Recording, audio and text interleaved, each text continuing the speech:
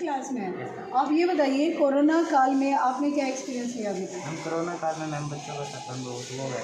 हम बच्चे घर पे मैं ऑनलाइन क्लासेस में मैम ऑनलाइन क्लासेस लेने की वजह मैम गेम्स खेलना। एक्सपीरियंस ये है कि पहले मेरे पेरेंट्स थे ma'am, my parents are workaholic and I can not spend time with my parents, so I enjoyed it because of interaction with my parents and friends also.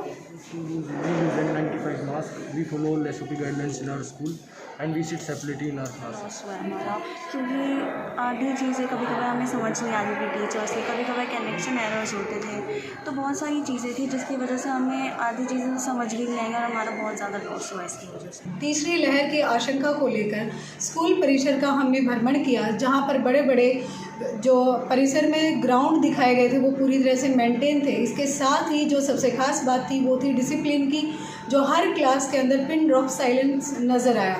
बच्चों के अंदर कॉन्फिडेंस देखने को मिला, हर कोई बीमारी को लेकर सजग है, वो आप हमारी वीडियो में देख सकते हैं। इस वक्त आपको मिलवाते हैं डीपीएस के प्रिंसिपल से।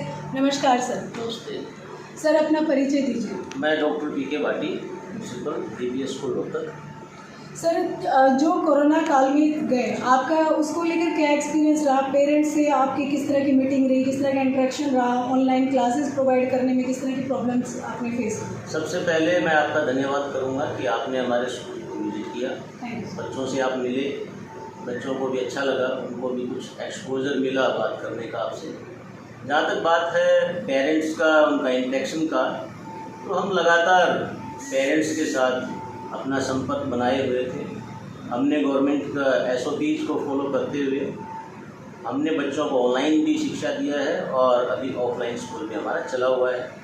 जहाँ जहाँ बच्चों को प्रॉब्लम्स आई हमने उनको रेक्टिफाई करने का पूरा प्रयास किया और पेरेंट्स से हम लगातार इंटरेक्शन में रहे कि बच्चों को कोई भी किसी प्रकार की कोरोना की वजह से कोई शिक्षा में प्रॉब्लम ना आए। सर, 24 मार्च 2020 के बाद अचानक से लॉकडाउन घोषित कर देना, एकदम से स्कूल का बंद हो जाना और उसके बाद ऑनलाइन क्लासेस के बारे में सोचना, इन सब को लेकर कितना मेंटली हरासमेंट टीचर, बच्चे और प्रिंसिपल को रही होगी? देखिए, एकदम से लॉकडाउन का बोलना, इसमें सबसे बड़ा प्रॉब्लम स्कूल को काफ़ी हुआ। एकदम से सभी टीचर्स इतने टेक्नो सेवी नहीं थे कि जिनको इतना टेक्नोलॉजी का ज्ञान हो सको, ना पेरेंट्स को है ना बच्चों को है। ये बात ठीक है कि सभी पेरेंट्स के पास आज स्मार्टफोन है, बच्चों के पास है, टीचर्स के पास है, बट एकदम से शिक्षा जगत में टेक्नोलॉजी का इतना बड़ा प्रयोग कि बच्चों को ऑनलाइन शिक्षा देना, कुछ जूम ऐप्स, कोई डिफरेंट जो काइंड्स के जो ऐप्स थे वो भी इतने यूज टू ना बच्चे थे, ना पेरेंट्स थे, ना टीचर्स थे। एकदम से बड़ी चुनौती थी स्कूल के लिए, लेकिन फिर भी हमने उस चुनौती को स्वीकार करके सभी स्कूलों ने अपने अथक प्रयास किए और जहाँ तक मैं समझता हूँ कि ऑनलाइन शिक्षा देकर भी हमने कहीं ना कहीं बच्चों को एक संभालने की कोशिश की है, ताकि हमारा भविष्य जो हमारे स्कूल में पलता है वो कहीं ना कहीं शिक्षा के अभाव में कहीं भटके ना।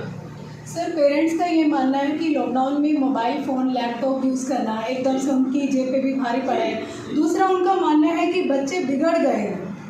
देखिए, ये एक इंडिविजुअल परसेप्शंस है, कभी भी हमें इंडिविजुअल परसेप्शन पर नहीं चलना चाहिए। ये ठीक है कि टेक्नोलॉजी के यूज से बच्चे लैपटॉप रखते हैं घर में, उनके पास फ़ोन है, हर टाइम पेरेंट्स उसको मॉनिटर नहीं कर सकते हैं। There is a big problem in monitoring, but the thing is कि कहीं ना कहीं बच्चे अपने एम से ज़रूर भटके हैं। मैं ये नहीं कह सकता कि पूरा 1 आवर 60 मिनट्स और what ever it is 40 minutes 30 minutes जो पढ़ा बच्चे ने वो पूरा उसमें फोकस था। कहीं ना कहीं बच्चा है इस एज के अंदर, जो एडोलेसेंट एज है, इसमें बच्चा दूसरी चीज़ों में भी डाइवर्ट होता है। मैं पूरा इस बात को सहमत हूँ आपसे कि इतना नहीं है कि वो बच्चा पूरा उस पर फोकस कर पाया। कहीं ना कहीं हर स्कूल में हर बच्चे के साथ ऑनलाइन जो एजुकेशन हमने दिया है उसमें कहीं ना कहीं कमियां रही हैं। सर, दूसरा इशू सबसे बड़ा ये रहा कि सरकार ने एडवाइजरी घोषित की कि भाई जो ट्यूशन फीस ली जाए, उसके बावजूद भी पेरेंट्स को लगा कि भाई ट्यूशन फीस भी नहीं लेनी चाहिए, एक्स्ट्रा चार्जेस स्कूल वाले ले रहे हैं। इस तरह की सिचुएशन जब आपके सामने आई तो आपने कैसे हैंडल किया? देखिए, हमारे पास ही नहीं बल्कि सभी स्कूलों के साथ ये बहुत बड़ी समस्या है। पेरेंट पे नहीं करना चाहता है, पूरी फैसिलिटी चाहता है, लेकिन पेरेंट्स इतना कोऑपरेट हमारे साथ नहीं कर पा रहे हैं कि वो टाइम से फीस दें ताकि हम अपने टीचर्स को भी टाइम से सैलरी दें। देखिए, हर प्रकार की फैसिलिटी के लिए, चाहे क्लास ऑनलाइन हो चाहे क्लासेस ऑफलाइन हो, कहीं ना कहीं हमें स्कूल के सिस्टम को मेंटेन करने के लिए, हर चीज़ को मेंटेन करने के लिए फंड्स की आवश्यकता होती है। सर, पेरेंट्स ने स्कूलों के साथ कोऑपरेट नहीं किया, इसका सबसे बड़ा जिम्मेदार आप किसे कह सकते हैं? देखिए, जिम्मेवारी तो दोनों तरफ से है। मैं अकेला पेरेंट्स को भी, ठीक है, हम पेरेंट्स की भी प्रॉब्लम्स को समझते हैं कि ड्यू टू कोरोना किसी पेरेंट्स का जॉब चला गया, किसी को बिजनेस में लॉस हुआ है, किसी का कुछ हुआ है, किसी के साथ कैजुअलिटीज़ भी हुई है कोविड टाइम में।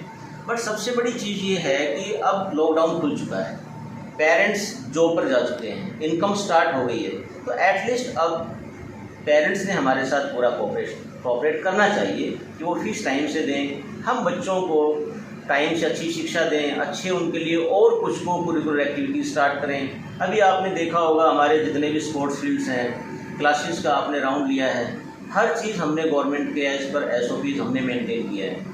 हमारे पूरे ग्राउंड सब मेंटेन हैं, क्लासेस को मेंटेन किया है। ये सब सिर्फ ओनली पेरेंट्स जो हमारे को फीस देते हैं उसी रेवेन्यू से हमें करना पड़ता है, लेकिन फिर भी स्कूल लॉस में भी जाता है, हमें मैनेज भी करना पड़ता है, क्योंकि हम हर टाइम पेरेंट्स की फ़ीस के अकॉर्डिंग अगर चलेंगे तो हम टीचर्स को टाइम से सैलरी नहीं दे पाएंगे, बसेस के लिए डीजल चाहिए, सब कुछ चाहिए स्कूल में। अब आप देखिए, लाइट गई हुई है, जनरेटर चला हुआ है, तो वो भी एक फ्यूल एक्सपेंसेस होता है। पेरेंट्स को भी हमारे साथ इस प्रॉब्लम को समझना होगा कि स्कूल को मेंटेन करना, इतना बड़ा इंफ्रा को मेंटेन करना इतना आसान काम नहीं होता है। जो उनकी एक्सपेक्टेशंस हमारे से हैं, तो हमें उनको भी हमारे साथ थोड़ा सा कोऑपरेट करना होगा। सर, सरकार अभी गाइडलाइंस जारी कर रही है कि तीसरी लहर आएगी ही आएगी, प्रतिदिन 4 लाख के करीब केसेस आएंगे और ये सिर्फ बच्चों पे अटैक होगा। तो अब ये कैसे बना है जब सरकार को पता है इस चीज़ का, उसके बावजूद भी 4th क्लास तक के छोटे बच्चों के स्कूल भी ओपन कर दिए, इस बारे में क्या विचार? देखिए, तीसरी लहर आएगी या नहीं आएगी, ये अलग अलग बॉडीज़ के अलग अलग व्यूज़। एम्स कुछ कहता है, दूसरी बॉडीज़ कुछ कहती हैं, कुछ डॉक्टर्स के अलग व्यूज़ हैं। क्वेश्चन ये है कि तीसरी लहर आए चाहे 4th लहर आए चाहे कितनी भी लहर आए, हमारा जो आज देश का भविष्य जो घर में बैठा है, जो हमारा बच्चा है, वो मेंटली इतना परेशान हो चुका है, पेरेंट्स इतना परेशान हो चुका है, और इनके अंदर अगर ऐसे ही हमारा सब सिस्टम चलता रहा, ये कोविड की वजह से बच्चे घर में रहे, तो इनको मेंटली डिसऑर्डर्स की प्रॉब्लम्स आएगा। बच्चे बड़े न्यूरोसाइकेट्रिक प्रॉब्लम्स उनको हो गया है, बच्चे का मन पढ़ाई में लगता नहीं है। 3rd लहर आएगा या नहीं आएगा, कितने केसेस होंगे, मेरा अपना मत है कि इसका इफ़ेक्ट एजुकेशन के ऊपर नहीं पड़ना चाहिए। हमें कुछ, या सरकार को, पेरेंट्स को, सबको समझ करके एक कुछ ऐसा सिस्टम बनाएं ताकि बच्चे की एजुकेशन के ऊपर इसका कोई प्रभाव ना आए, चाहे कितनी भी लहर आती है। Sir, last not the list, overall एक बच्चे का ओवरऑल डेवलपमेंट के लिए आप किस तरह की कोशिश करते हैं, अपने स्कूल में किस तरह की फैसिलिटीज़ प्रोवाइड करते हैं कि एक बच्चे का ओवरऑल डेवलपमेंट हो सके? देखिए, जहाँ तक बच्चे का एजुकेशन का मैटर है, मैं इसमें एक बात ऐड करूँगा कविता जी, कि टीचिंग खाली बुक्स पढ़ाना नहीं, टीचिंग एक प्रोसेस है, एक लर्निंग प्रोसेस है। टीचर भी बच्चे से सीखता है और ये एक टीचिंग लर्निंग इंटरेक्टिव प्रोसेस है। अगर बच्चा टीचर से इंटरेक्ट नहीं करेगा, वो कुछ भी नहीं सीख सकता। ठीक है, बुकिश नॉलेज ले सकता है, बट बच्चे के अंदर मैनरिज्म, एटिकेट्स, उसका लेआउट, पर्सनैलिटी डेवलपमेंट, उसका exposure, inner talent, there are so many things. बहुत सारी ऐसी चीज़ें होती हैं जो खाली एक बुकिश नॉलेज से नहीं मिल सकता। उसके लिए हमें को करिकुलर एक्टिविटीज़ अरेंज करना पड़ता है। स्पोर्ट्स में बच्चे को भेजते हैं, उनके लिए हम different kind of competitive examinations की बच्चों को तैयारी करवाते हैं ताकि बच्चा उसमें अपने आप को एक्सपोज कर पाए बच्चा। क्योंकि देखिए आज ग्लोब के अंदर क्या है, कॉम्पिटिशन है। For every one post there are millions of candidates. हर चीज़ के लिए एक दौड़ लगी हुई है। दूसरी चीज़ क्या है, हर पेरेंट चाहता है उसका बच्चा डॉक्टर बने, उसका बच्चा इंजीनियर बने, उसका बच्चा सीए बने। मेरे ख्याल से जहाँ तक मेरा एक विचार है, जितना मैक्सिमम हम पेरेंट्स से मिलते हैं, पेरेंट्स का विज़न इससे ज़्यादा बड़ा नहीं है। उनको नहीं पता कि बच्चा डाइवर्सिफाइड फील्ड में कहाँ जा सकता है। आज आप इस बात का मीडिया के पर्सन होते हुए आपको अच्छी तरह से वाकिफ है, आज हमारी बेटियाँ स्पोर्ट्स में कितना आगे जा रही हैं। खासकर हमारे हरियाणा की बेटियाँ कितना आगे जा रही हैं। हमारे पास स्पोर्ट्स फील्ड है, लेकिन अगर कोविड ऐसे चलता रहा, सरकार की हमारे पास एडवाइजरी ऐसे आए कि बच्चा खेल नहीं सकता है, बच्चा एक्टिविटीज़ नहीं कर सकता है, तो वो कहीं ना कहीं बच्चे की जो इनर डेवलपमेंट है उसको इफेक्ट करेगा। लेकिन फिर भी जो मैं अपने स्कूल की योगदान की बात करूं तो हमने बच्चों को ऑनलाइन भी हमने करिकुलर एक्टिविटीज़ दी हैं। हमने अभी जन्माष्टमी सेलिब्रेट किया, पूरा SOPs को फॉलो करते हुए हमने अपने ऑडिटोरियम में सेलिब्रेट किया। हमने उसको जो ऑनलाइन बच्चे थे हमने उनको लाइव भी दिखाया, उनसे कुछ घर पर एक्टिविटीज़ करवाया हमने छोटे बच्चों से। बिकॉज हमारे जो बच्चे हैं स्कूल में अब वो 6th से 12th हैं।